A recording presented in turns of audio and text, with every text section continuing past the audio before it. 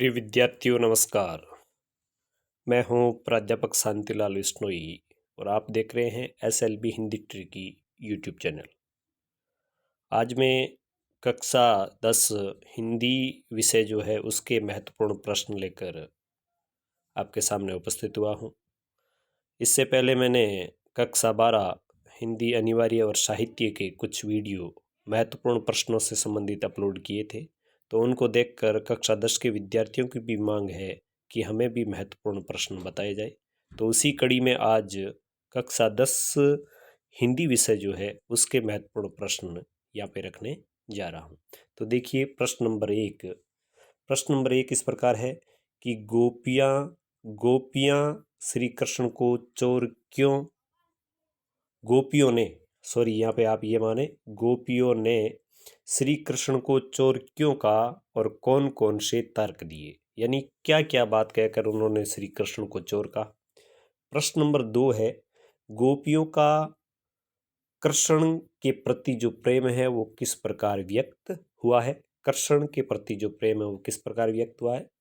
प्रश्न नंबर 3 दूत मिलियो एक भौर, यहाँ पर भौर शब्द है वो किसके लिए प्रयुक्त हुआ है, तो यहाँ पर भौर शब्द उद्धव के लिए आया है। प्रश्न नंबर 4 है लक्ष्मण परशुराम संवाद पाठ में कौशिक और गादी सुनु शब्द किसके लिए प्रयुक्त हुए हैं, तो कौशिक और गादी सुनु शब्द है दोनों विश्वामित्र के लिए आए हैं। प्रश्न नंबर 5 शिव धनुष टूटने पर परशुराम क्यों क्रोधित हो जाते हैं।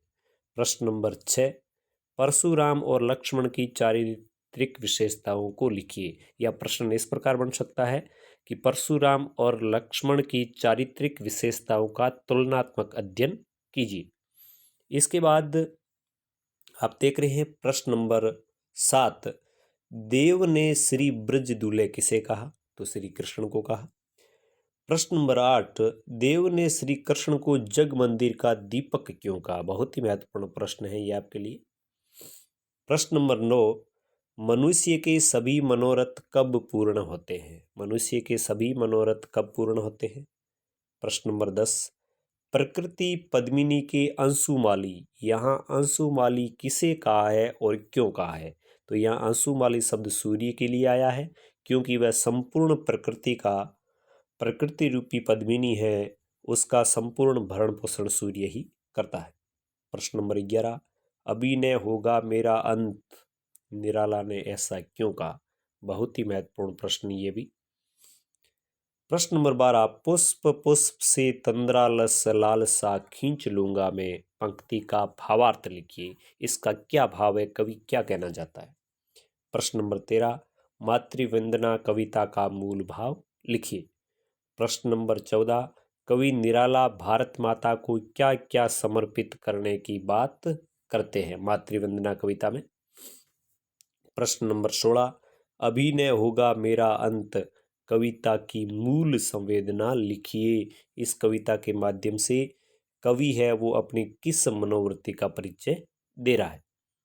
प्रश्न नंबर 16 उषा की लाली कविता में आए हुए प्रकृति परिवर्तन को लिखिए। उषा की लाली कविता में किस प्रकार के प्रकृति परिवर्तन की बात कही गई है।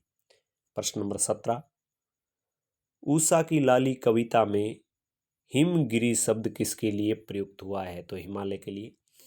प्रश्न नंबर 18 कल और आज कविता में कवि ने किस ऋतु के जाने और किस ऋतु के आने की बात कही है, तो ग्रीष्म ऋतु के जाने और वर्षा ऋतु के आने की बात कही है। प्रश्न नंबर 19 कल और आज कविता में वर्षा ऋतु आने पर प्रकृति में क्या परिवर्तन दृष्टिगोचर होते हैं।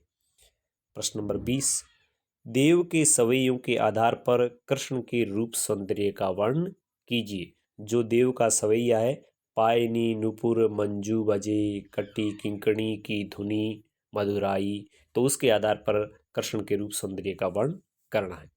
अब प्रश्न नंबर 21 जो है इसमें मैंने कुछ सप्रसंग व्याख्याएं दी है, तो आपको सप्रसंग व्याख्या है वो पद्यांश की करनी होती है। पद्यांश और गद्यांश दोनों आते हैं, तो यहाँ पर जो पद्यांश है उसकी सप्रसंग व्याख्या मतलब पद्यांश है उसमें आप पहले क्या लिखते हैं, सबसे पहले आप उसमें लिखते हैं प्रसंग, प्रसंग के बाद आप उसमें लिखते हैं व्याख्या। ठीक है, इसी प्रकार आपको लिखना है बोर्ड की परीक्षा में, प्रसंग, व्याख्या और अंत में लिखा जाता है विशेष। तो ये जो आप लिखते हो ना, इसको दृष्टिगोचर में रखते हुए मैंने यहाँ पर व्याख्याएं दी है। पहली है क, मधुकर श्याम हमारे चोर, नागल नवल किशोर, यहाँ तक सूरदास वाले पाठ में से है। ख, संदेश ने मधुवन कूप भरे और पलक कपाट अरे, यहाँ तक ये भी सूरदास के पाठ में से है। ग, नाथ शंभु धनु भंजनी हारा, होई केउ एक दास तुम्हारा, विदित सकल संसार, तुलसीदास वाले पाठ में से है। फिर घ, पायनी नूपुर मंजू बजे, देव सहाई, देव के जो कवित्व और सवई है उनमें से है। फिर आगे की व्याख्या है, प्रभु प्रेम में आशा दिला रही, जयशंकर प्रसाद की कविता प्रभु में से है। फिर आगे है, मेरे जीवन का ये अभिनय होगा मेरा अंत, यहाँ तक निराला की कविता है उसमें से है। 6, बाधाएं आए तन पर, श्रम सिंचित फल, तो ये मातृवंदना कविता जो निराला की है उसमें से है। और उषा की लाली में अभी से गए निखर, हिमगिरी के कनक शिखर, तो जो उषा की लाली कविता है उस पाठ में से ये प्रश्न लिया गया है। तो इस प्रकार ये जो व्याख्याएं हैं वो आपको प्रसंग, व्याख्या और विशेष के अनुसार करनी है। अब बात करते हैं गद्य भाग के महत्वपूर्ण प्रश्न, यानी वो बात की हमने काव्य खंड की, अब बात करते हैं गद्य भाग की। तो पहला प्रश्न है, भारतेंदु के अनुसार मनुष्य संसार में प्रयत्न क्यों करता है? मनुष्य संसार में प्रयत्न क्यों करता है? दूसरा प्रश्न है, एक अद्भुत अपूर्व स्वप्न पाठ में क्या व्यंग्यार्थ निहित है? लेखक ने किस बात पर व्यंग्य किया है? प्रश्न नंबर 3, लेखक ने देवालय बनाने का विचार क्यों त्याग दिया? प्रश्न नंबर 4, भारतेंदु की पाठशाला में नियुक्त पंडितों का परिचय दीजिए। प्रश्न नंबर 5, हामिद के चरित्र की विशेषताएं लिखिए। Very very important question. छठा, हामिद ने चिमटे को रुस्तम हिंद क्यों कहा और इसके समर्थन में उसने क्या क्या तर्क दिए? प्रश्न नंबर 7 बहुत ही महत्वपूर्ण प्रश्न है और वो इस प्रकार है, बच्चे हामिद ने बूढ़े हामिद का पार्ट खेला था, बुढ़िया अमीना बालिका अमीना बन गई, इस पंक्ति का क्या अर्थ है? तो मैं ये कहूँगा आपके लिए बहुत ही महत्वपूर्ण प्रश्न। प्रश्न नंबर 8, हामिद ने मिठाई खाने की क्या क्या बुराइयां बताई? प्रश्न नंबर 9, महावीर प्रसाद द्विवेदी ने स्त्री शिक्षा के समर्थन में क्या क्या तर्क दिए? बहुत ही महत्वपूर्ण प्रश्न।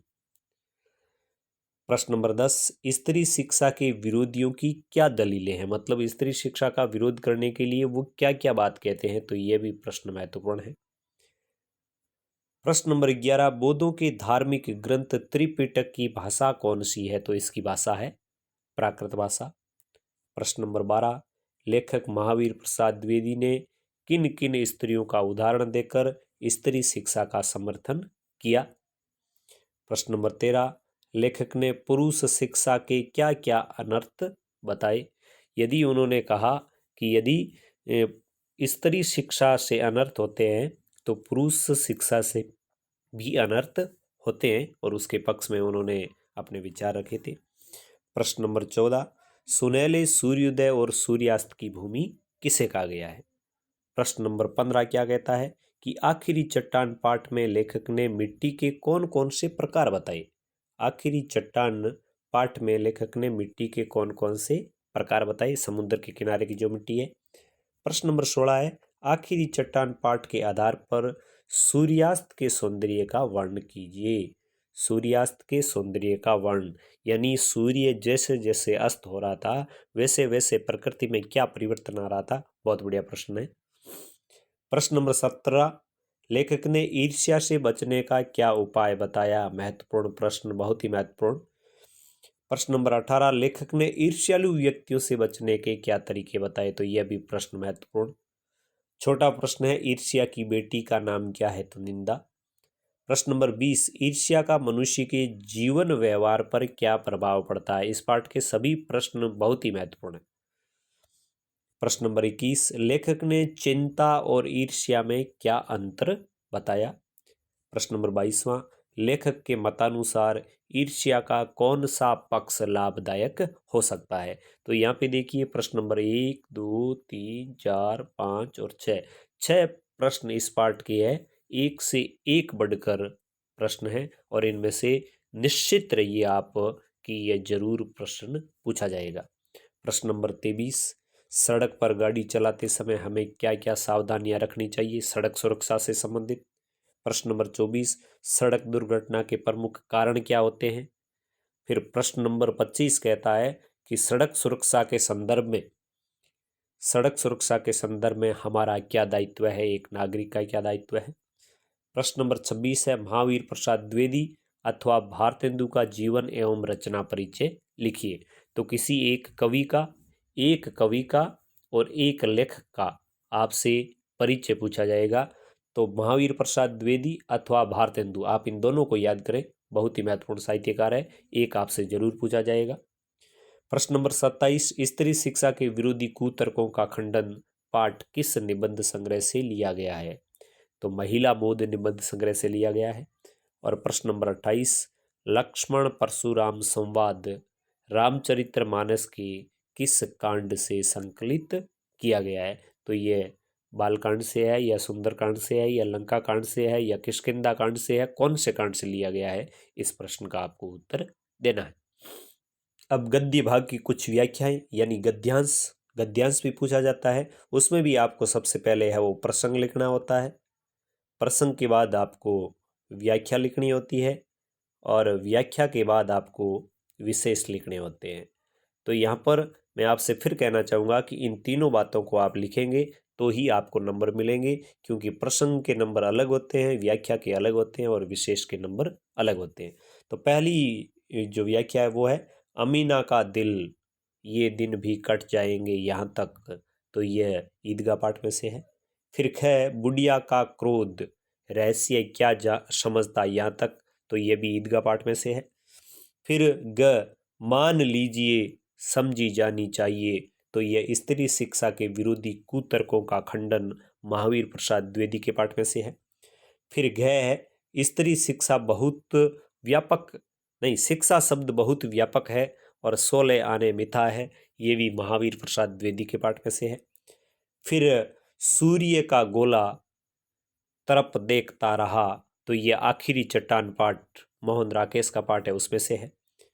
फिर रामधारी सिंह दिनकर के पाठ में से ईर्ष्या की बेटी गुणों का विकास करे यहाँ तक, रामधारी सिंह दिनकर का पाठ ईर्ष्या तू गई न मेरे मन से, उस पाठ में से है। फिर आगे की जो व्याख्या है, ईर्ष्या का यही भोगनी ही पड़ती है, तो ये भी दिनकर जी के पाठ में से है। और फिर जो आगे की व्याख्या है, तो ईर्ष्यालु लोगों करना कम कर देगा यहाँ तक, यह भी दिनकर जी के पाठ में से है। तो इस प्रकार ये कुछ महत्वपूर्ण व्याख्याएं हैं जो गद्यांश के अंतर्गत आती है, गद्यांश की सप्रसंग व्याख्याएं। अब कुछ और प्रश्न भी है जो थोड़े ठीक लगे। जयशंकर प्रसाद अथवा निराला का जीवन एवं रचना परिचय लिखिए। तो जयशंकर प्रसाद छायावाद के हैं, निराला भी छायावाद के हैं, इन दोनों का आप परिचय याद करें। फिर प्रश्न है, तुलसीदास अथवा सूरदास, तो भक्ति काल के ये दो महत्वपूर्ण कवि है, तो सूरदास और तुलसीदास का जन्म कब हुआ, इन्होंने कौन कौन सी रचनाएं लिखी, इसके बारे में भी आप याद करें।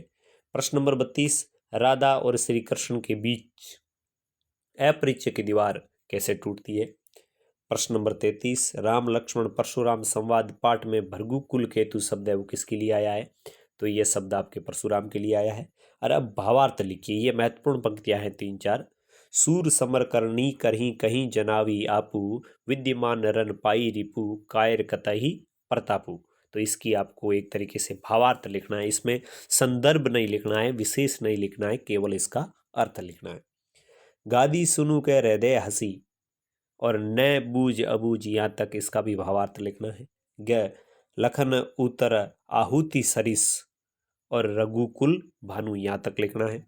और 35वां और अंतिम प्रश्न है कि कृष्ण प्रेम में गोपी किस प्रकार धंस गई, तो ये देव का जो कवित है उसमें से लिया हुआ है कि गोपी किस प्रकार श्री कृष्ण के रूप सौंदर्य में फंस गई, उसका वर्णन आपको करना है। तो प्रिय विद्यार्थियों, ये थे कक्षा 10 के महत्वपूर्ण प्रश्न।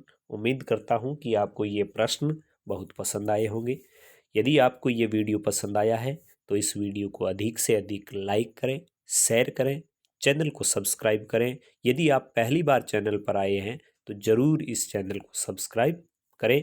मिलेंगे इन्हीं प्रश्नों की उत्तर के साथ। जल्द मैं इन प्रश्नों की व्याख्या आपके सामने प्रस्तुत करूंगा, आपके सामने इन प्रश्नों का हल प्रस्तुत करूंगा। तो इसके लिए ज़रूरी हो जाता है कि आप इस चैनल के नियमित सदस्य बने। तो इसके लिए आपको करना यह होगा कि चैनल के सब्सक्राइब बटन को आप क्लिक करें और बेल आइकन का बटन दबा कर रखें, ताकि इन प्रश्नों के हल का वीडियो जैसे ही मेरे चैनल पर अपलोड हो तो उसका नोटिफिकेशन आप तक तुरंत पहुंच जाएंगे।